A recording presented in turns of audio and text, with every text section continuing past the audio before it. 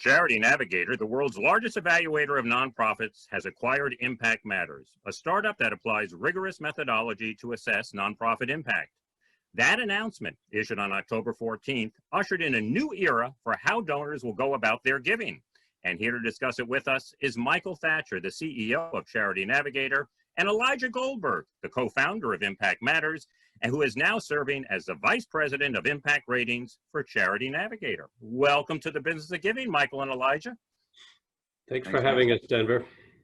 Let me begin with you, Michael, and that is to ask you, how did this all come about? That's a great question, and I think it's been a long, slow, but interesting process, and not necessarily linear. Elijah and I met with Dean Carlin back, I want to say 2016, in a coffee shop on the Upper West Side. And it was really meet and greet. I was still a relatively new CEO to Charity Navigator. I was wanting to get to know who else was doing evaluation. Charity Navigator has been aspiring to take on impact for close to a decade. And it was one of the things that brought me to the organization. And and I wanted to hear what other people were doing. We had an attempt with the results reporting, or what was called Charity Navigator 3.0, that didn't succeed. And so we were in a retrenching, new leadership, really wanted to get a landscape analysis. And so we met in 2016, started talking. I remember even saying, is there a way for Charity Navigator to be an on-ramp for some of the work that ImpactMatters was doing? I don't know if you remember that, Elijah, but it was kind of this. And also ImpactMatters was doing it was a different set of evaluations. It was more of an impact audit than what the current methodology is. And through that conversation, it was a beginning. We then in 2017 started looking at how do we work with the existing data that's in the field. And so we began what we called our impact data experiment, where we brought in data from GuideStar at the time, now Candid, Global Giving, and Classy. And in that first year, we started publishing results information for about 2,500 nonprofits. Dean Carlin, now at Northwestern, was the person that helped us with the analysis of that data to see how it affected donor behavior.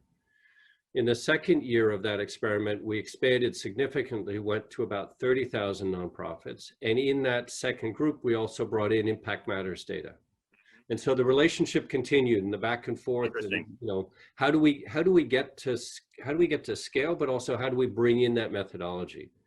And so it was a series of longer conversations. I guess it was November, December of last year. Elijah and I met in the city and had a conversation about joining forces, and then we got a little bit distracted, when everything got really changed with the pandemic, and so that sure slowed things down. But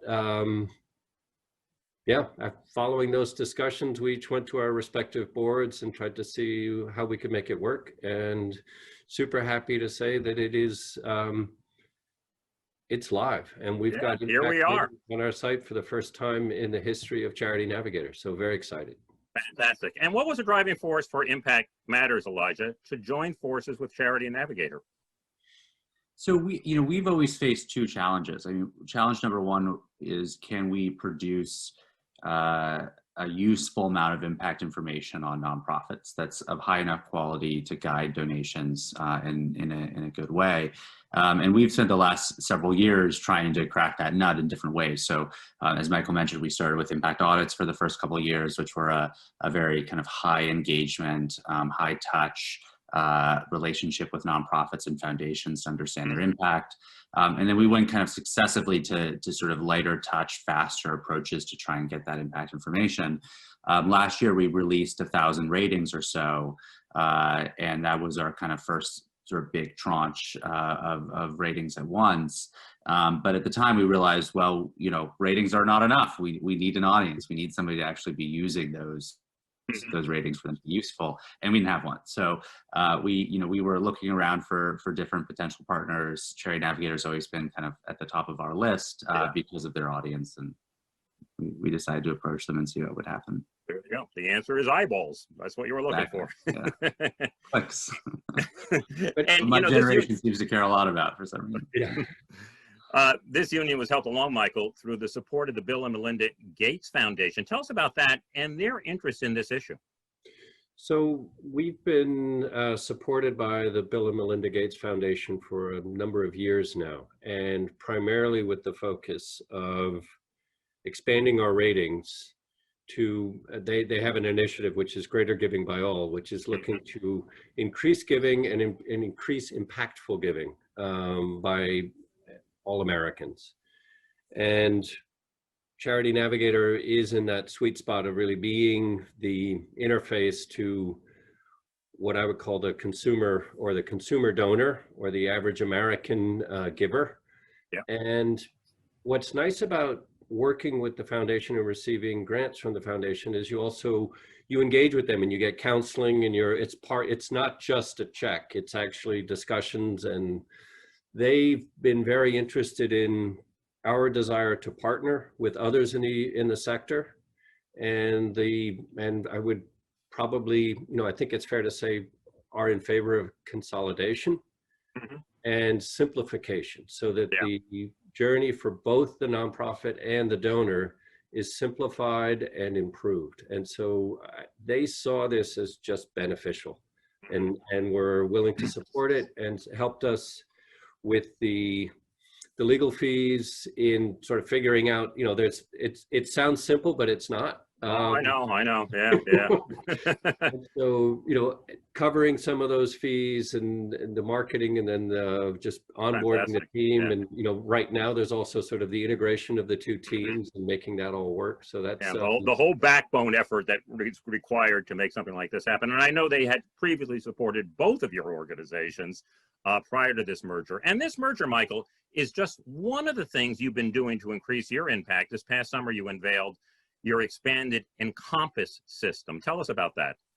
So Encompass was almost necessary. We've had the STAR system that's been around now for almost 20 years. Yeah. And has a fairly rigid criteria for evaluation, in that these are the larger nonprofits. They've got 7 years of 990 filing, or the tax filing. They're over $1 million in revenue, and are limited to organizations that are primarily donor supported. And we wanted a system. We also had data in our databases from all of the e-file data that was coming from nonprofits. In fact, we had about 350,000 nonprofit profiles that we could make sense of. We didn't necessarily have continuous data for a few years on that 350. And so what we wanted was a system that we could, in the spirit of agile software development, that we could evolve and iterate on fairly rapidly to build out a much more holistic view of a nonprofit. And so the Encompass rating system launched in late July with 150,000 new evaluations by Charity Navigator. Wow. Purely automated, right? From the tax filings. And Encompass is set up in 4 beacons. So you have a finance and accountability beacon, you have an impact and results beacon, you have a leadership and adaptability beacon, and then finally culture and community. What we did in July was launch with the finance and accountability, which is very similar metrics to the STAR rating, a subset of those that we could fully automate. And then with the launch on October 15th, we lit up the impact and results beacon with the information from ImpactMatters merged in with the finance and accountability beacon where we had it. And then we're going to be working on other beacons going forward. So this is long answer, but it's a fast moving system that's going to iterate. And what it also means is we have 2 systems in place right now. So we will at some point, probably in 18 to 24 months, bring the 2 systems together. Measuring impact can be difficult and elusive, but you have a pretty novel methodology, Elijah. Tell us how you go about that work. Yeah, I mean, I think it's novel in some ways, and then importantly, it's not novel in other ways. Yeah. You know, we are building off of a tradition, a social science tradition that's been around for you know, many decades at this point, about how to understand, you know, how one thing changes another, how one social program affects the lives of people. And so, you know, I think what we figured out is how do we take what is typically a very heavy process that takes, you know, years of data collection, often years of analysis, you know, large amounts of staff and so forth, and actually take that and put it into a very sort of efficient and fast-moving process. You know, there's a trade-off there. I mean, some things are, you know, some things are, you know, we're not at the quality of an MDRC, you know, 3-year cost effectiveness review.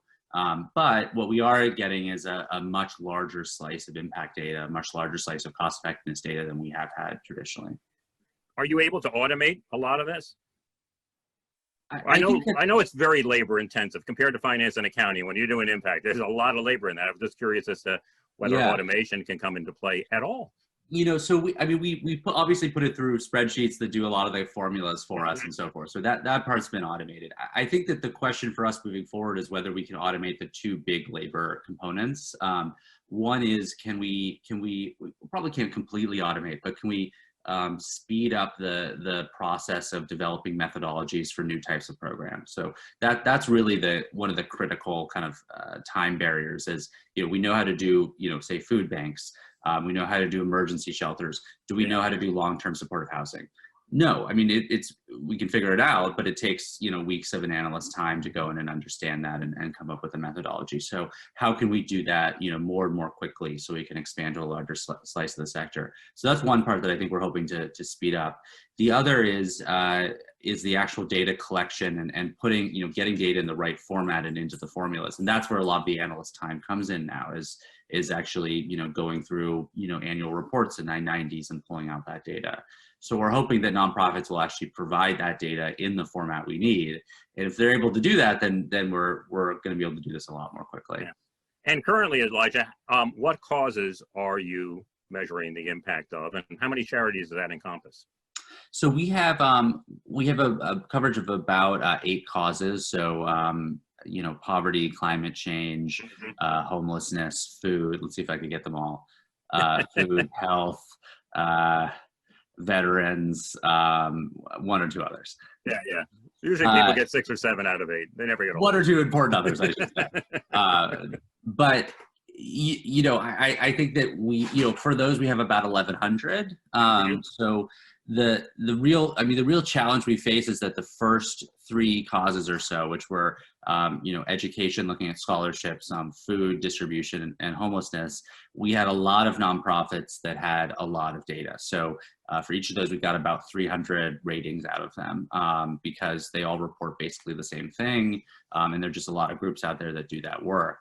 Now, as we go, you know, each additional type of program that we look at adds maybe another 50 or so, you know, program types. So, excuse me, nonprofits. So, you know, it's diminishing marginal returns. I got you. So Michael, when you're combining the work of Charity Navigator and ImpactMatters, when you're rating a charity, how are you going to weigh the factors? It's a great question. And it's, I think, one of these things that we made a choice for the initial release, and we're going to be observing that, which is basically we're scoring this as 60% of the score is coming from the impact and results beacon, and then 40% coming from the finance and accountability. Interesting. The way we got to that, and the way we have in the evolution of the Encompass system, we have a consultative council of nonprofit leaders, which is a group of about 25 leaders from all different, a very diverse set in all senses of the word diverse, across the sector and the nation.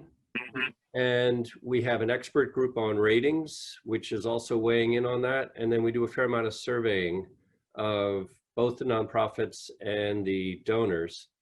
And what we're trying to do is really we're trying to move the dial towards a focus on impact and results, but we're also trying to do that in a way that respects the what people have been coming to Charity Navigator for over the years. Absolutely. You can't just flip a light switch. It's there's a process. As we bring on new metrics, that's going to be, each time there's going to be a series of questions on that. And I think ultimately we're going to have to come up with a system that will be the Charity Navigator, what we believe is our best interpretation of how the rating should be. But we're trying to make this so that if somebody cares a lot more about one element or one particular area or wants to filter on that, they will have that choice. That's right? Great. You can customize your own ratings based on your own particular interest. That is fantastic. Well, think about it. I mean, in the, you know, when people look at quarterly reports from for-profit organizations, you have analysts sometimes care more about market share than they do about revenue at a certain, you know, depending on where the organization is in their cycle of growth or decline, for example. Yeah, let me see the dividends. I care about dividends. Give me those, you know, whatever it may be, so you can dial up what you're really concerned about. So assuming we can, you know, that's going to be tooling on the website and customization at, you know, at a later date once we populated all the beacons. But that's very much our intention, so that it's about giving you the data and then you make an informed choice. Yeah. And generally speaking, Michael, what's the impact of charity ratings on giving? I wish I had a really crisp number for you, but I think one of the things that we're able to do is that we allow organizations to highlight themselves and differentiate themselves from others. We also provide third-party accreditation. We had a nonprofit working in Haiti, Cope for Haiti, that they let us know the other day, we just got a significant gift from an organization purely based on the star rating that we have. So there are donors out there that look for some form of credibility that's not coming from the nonprofit's individual claims. Themselves, yeah. Having that sort of independent evaluative seal of approval or trust indicator is significant. We're working to get a cleaner data set on how to show the difference. The problem is we don't actually have that number. It's the nonprofits themselves that can tell you more effectively. Yeah, and just speaking for myself, if I can, it's not having that validation, which is even more powerful. So if I see 4 or 5 stars, it may not influence me that much, but if I see 1 or 2, you know, I'm really influenced by that. And just to stay on this point for one thing, you know, this was for me, you know, sometimes, you know, you get the question, what keeps you awake at night?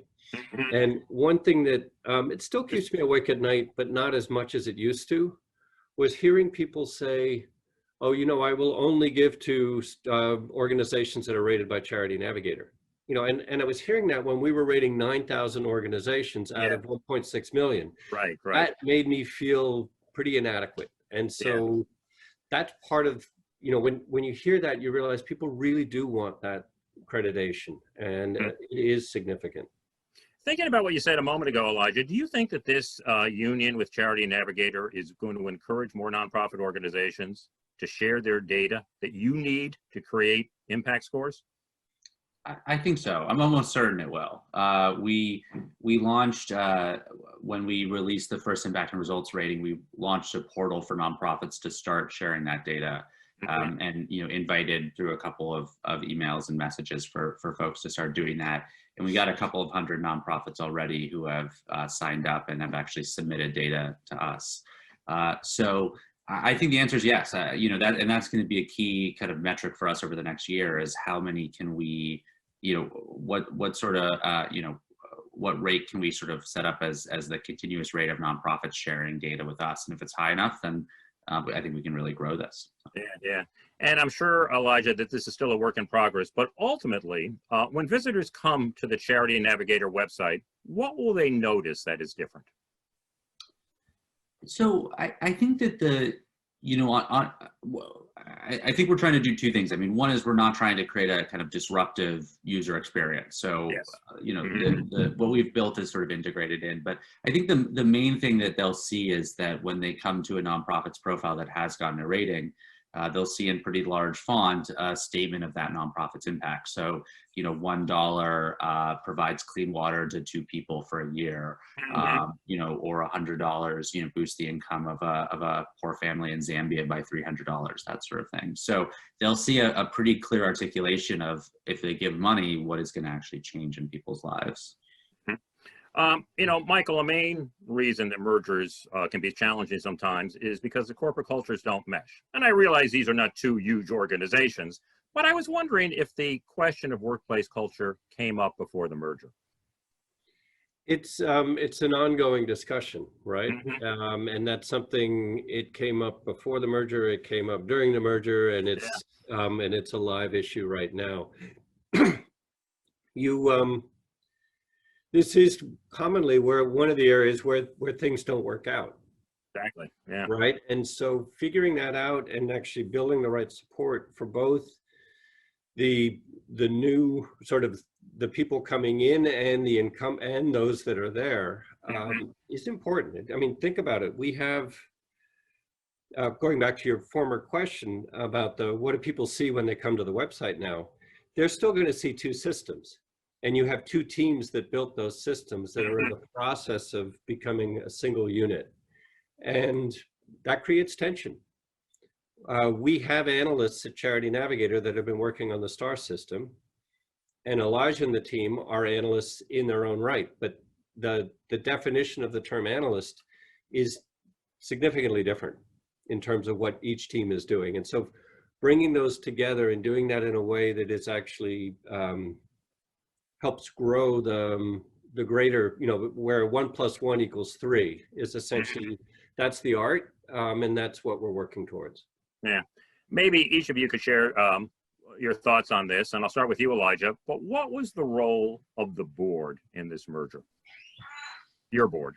Oh, that's a good question. I mean, we have a fantastic board. We're very lucky to have you know, a group of people who signed on very early on to shepherd this work. We're all experts in their own way and have worked on this for, you know, decades plus. This question of trying to understand the impact of nonprofits and make better decisions based on that.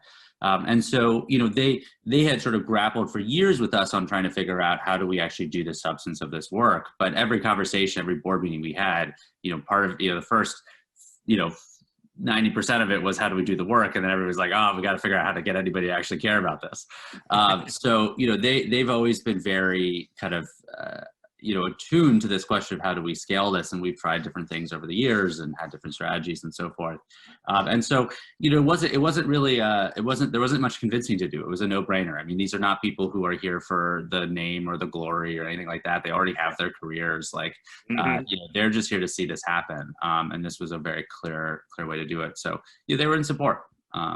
You know, they're skeptical people. They weren't like rah, let's go, but you know, they were in support. Yeah, they ask questions. That's what boards are supposed to do, you know, exactly. And they're not easy questions. Yeah. How about your board, Michael? So we have significantly different boards, and also I think I love the board at Charity Navigator. We actually now it's a fairly large board. There are 20 people on the board, and there's a subcommittee of the board that we created a couple of years ago to look at affiliations and partnerships. And we call this an expert group, and that group was instrumental in actually going through the process.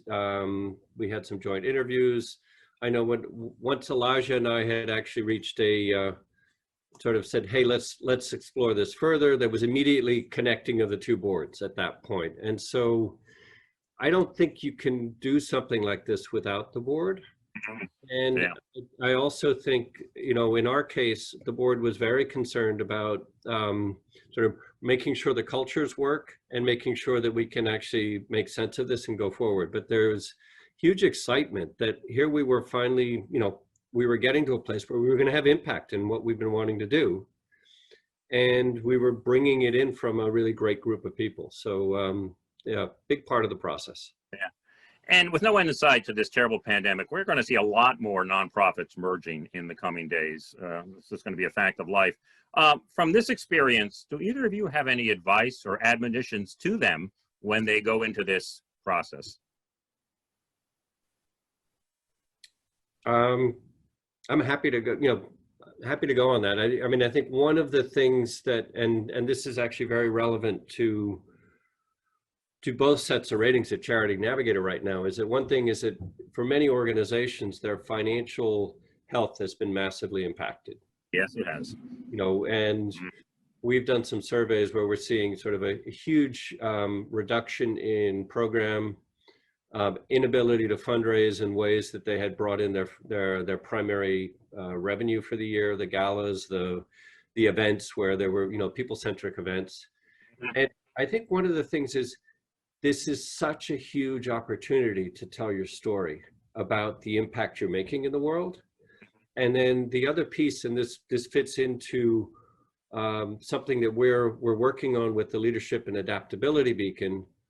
How did you pivot, right? What did you do? What was your response to the pandemic, given that it may have completely upset, or in some cases, eradicated your ability to function? And so what was it that you did? Because I think donors are going to want to see that.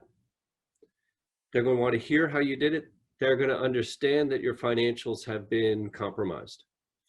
And we're working on a process right now to essentially take into account for the financial ratings that essentially look, last year, or the 12-month cycle that we're in right now of 2020 has been massively impacted. And so to give that too much weight makes no sense.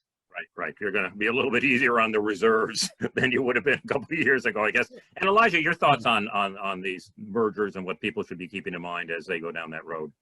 Yeah, I mean, I think this is a little bit of a tangent, but I think it's worth saying. I think that a lot of the mergers are something that's been talked about in the sector a lot in the last decade or 2 decades. And I think there's some critiques out there about how it's the influence of the MBAs kind of filtering into the sector, and, we need to get more efficient and so forth. I guess I would just say that I think, we've talked, I'm sure you've heard of the overhead myth, right? This idea that, Michael and I have had some nice conversations about it, as a matter of fact, in the past. There you go. So I think that there's a similar effectiveness myth in the sector, which is that we have this myth that nonprofits are not effective on average, that they're not actually getting their jobs done, that they're, so forth. And I think one of the things that's been very interesting about working with ImpactMatters over the last couple years is that you look at the data itself, and that's just not true. Yeah. Most nonprofits are doing a really good job at achieving their mission. I mean, they're incredibly efficient at delivering goods. Now, there is a small percentage that is not, but that's 5%. That's it's a very small tranche of the sector that's not actually doing a good job. So I think that a lot of I'm not saying, I'm not against mergers. Often mergers are out of financial necessity and so forth. But I think that often they're put up as a solution to this potentially fictitious problem that the sector isn't efficient as it is. And I don't know, I don't see, look, maybe it's not, but I don't see the data that it's not, right? I mean, the data that I see is that groups are doing a really good job at achieving their mission by and large. So. Yeah, that's good to hear. Finally, Michael, we have Encompass, and now joining forces with ImpactMatters. What is your #1 objective for this coming year, and what else might you be thinking of? I